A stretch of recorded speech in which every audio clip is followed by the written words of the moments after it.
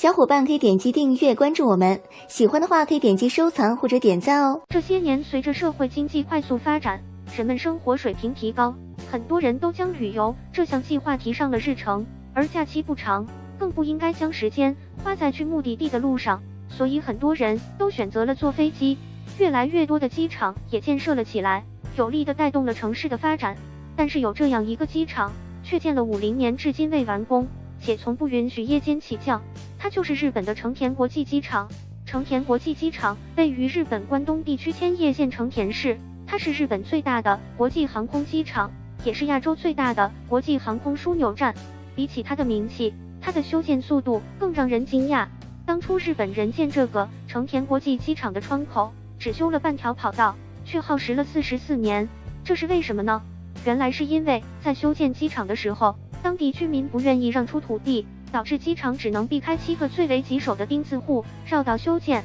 在第2次协商中也没有拿到土地权，因此拖了44年之久。这也是这个机场只能降落小型机和中等客机，无法降落大型机的原因。尽管如此，这个机场也很受日本人喜爱，因为这个机场绝对不在夜晚起降，据说是这样会大大增加危险度。相比很多机场为了盈利而1年365天每天24小时工作，成田机场的这个规定可以说是很善良、很人性化了。好了，今天的视频就到这里，如果你喜欢我们的视频，请为我们点赞并分享，我们下期再见。